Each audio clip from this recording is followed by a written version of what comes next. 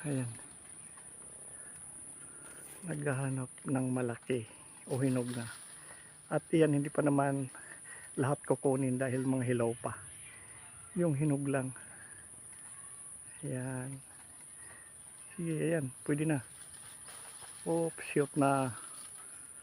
Ayan. Okay na yan.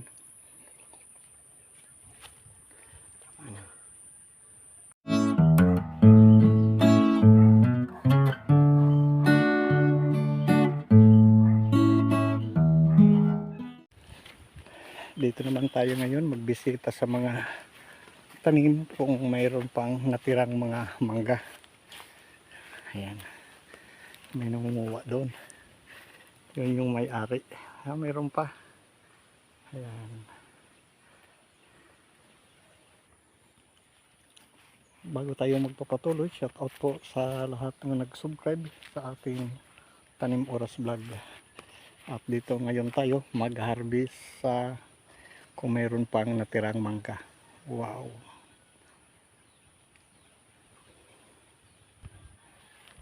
Ayan. Wow. Ay, ito. Mayroon na siyang kaunti. Ayan. May damage. Mainit pa kasi ang panahon.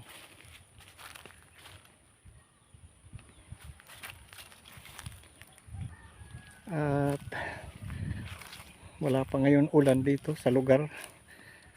At wala pang nakapagtanim ng mga palay kung makikita natin. Ayan. At iniintay lang kung sakaling mag-ulan. At ayan, mayroon pang natirang mangga. At dito,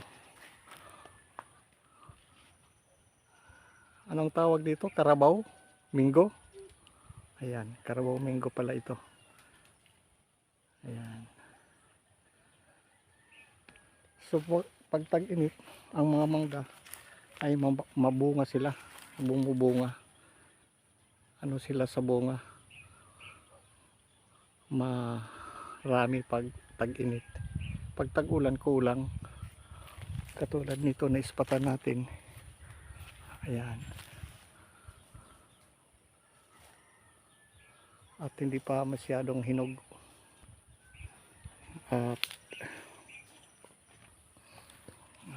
dito hinog na yung iba. Ayan. Malapit lang sana kung mga isang di pa na lang makukuha natin. At ayan.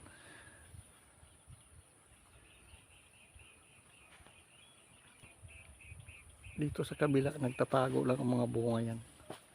Hanggang doon. Ayan.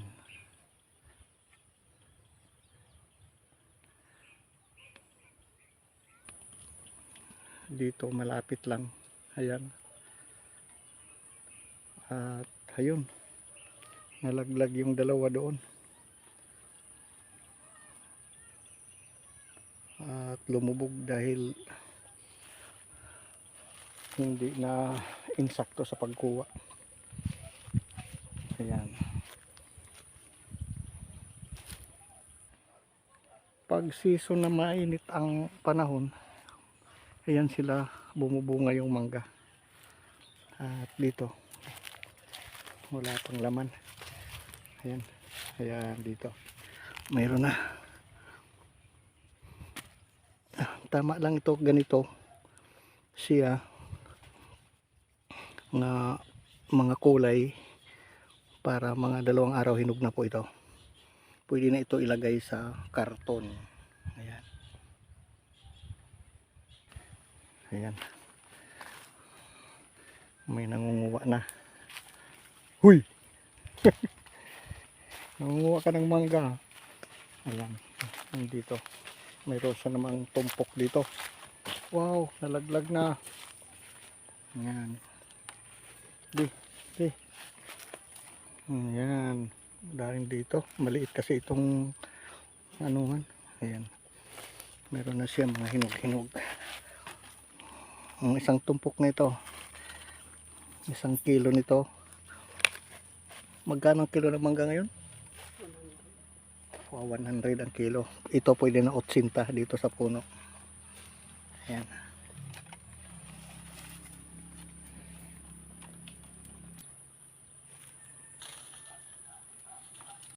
Dito sa kabilang puno, ayan, ay hindi pa masyadong hinog. At ito lang ang medyo may mga hinog-hinog na. Ilalagay na natin sa balde at para maka-uwi na. Ayan. Hilaw pwede ilalim para hindi siya mawasak, mga ganito. Yung hinog-hinog na ito ay sa taas lang para hindi madurog. Ayan. At mga 3 balde lang siguro ang ma-harvest o 2 balde. Ayan. Ang dami naman kasi ito laman na balde nito. Ayan. Ayan, nasa 15 kilos na ito. Ayan. Wala pang laman isa ito. At marami pang makukuha dahil sa meron siyang mga hinog-hinog. Ayan.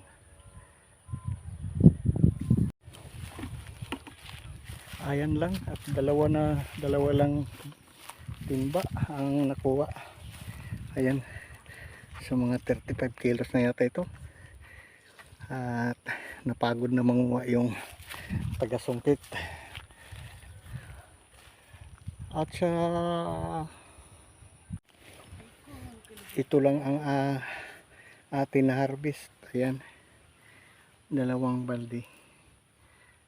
At sa susunod naman muli na atin pagbibisita, tayo ay mag-harvest. At dito, so uwi na tayo at medyo hapon na. Bye bye and good luck.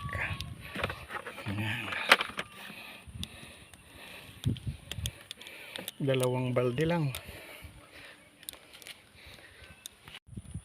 Marami po salamat sa panonood at huwag pong kalimot mag-subscribe sa ating Tanim Oras Vlog. Bye bye and God bless. Wow. Ayan.